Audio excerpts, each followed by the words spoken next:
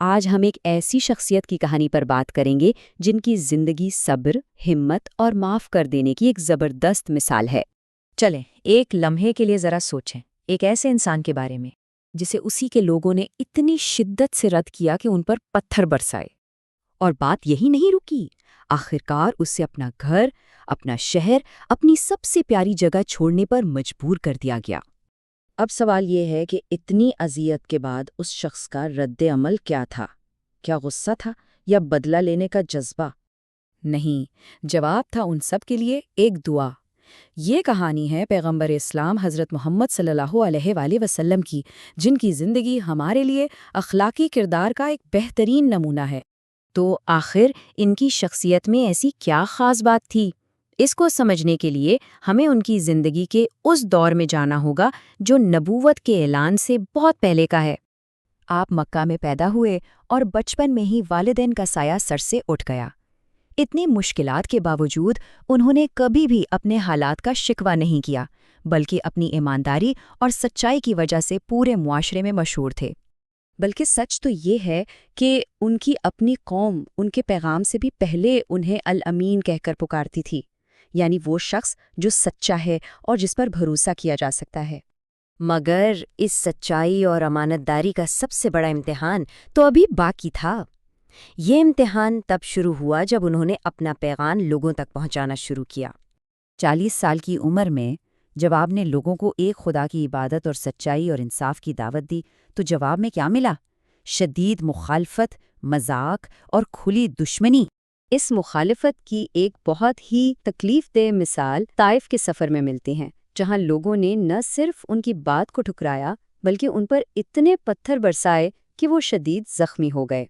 ایسے میں شدید تکلیف کے عالم میں انہوں نے بد دعا نہیں دی، بلکہ یہ دعا کی، اے اللہ ان لوگوں کو ہدایت دے کیونکہ یہ نہیں جانتے کہ یہ کیا کر رہے ہیں۔ سوچے ذرا، یہ صبر کا کیسا اعلیٰ درجہ ہے۔ اب مکہ کے حالات مزید خراب ہو رہے تھے اور یہاں سے ان کی زندگی میں ایک نیا باب شروع ہوتا ہے، ہمت اور جرأت کا سفر۔ جب مکہ میں ظلم و ستم اتنا بڑھ گیا کہ ان کے ساتھیوں کی جان کو خطرہ لاحق ہو گیا تو انہوں نے ایک بہت ہی بھاری دل کے ساتھ فیصلہ کیا اپنے پیارے شہر کو چھوڑنے کا۔ یہ سفر، جسے ہجرت کہا جاتا ہے، صرف ایک جگہ سے دوسری جگہ جانا نہیں تھا، یہ اپنے پیغام کو بچانے کے لیے سب کچھ قربان کر دینے کا نام تھا۔ یہ مکہ سے مدینہ کی طرف ایک ایسا سفر تھا جس میں ہر قدم پر خطرہ تھا۔ یہ ان کی جرأت کا ایک زبردست ثبوت تھا۔ لیکن بات یہیں پر ختم نہیں ہوئی۔ کئی سال گزر گئے اور پھر وقت نے ایک ایسا پلٹا کھایا کہ سب حیران رہ گئے۔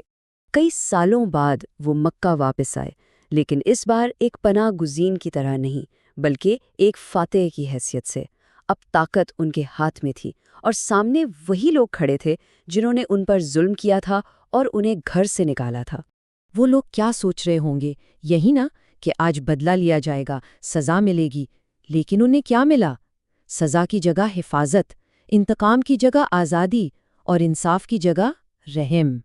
انہوں نے اپنے تمام دشمنوں کو اکٹھا کیا اور وہ تاریخی جملہ کہا جو آج بھی یاد کیا جاتا ہے، جاؤ تم سب آزاد ہو۔ یہ طاقت ہوتے ہوئے بھی معاف کر دینے کی شاید سب سے بڑی مثال ہے۔ تو اس پوری کہانی کا، اس پوری زندگی کا نچوڑ کیا ہے؟ ہم اس سے کیا سیکھ سکتے ہیں؟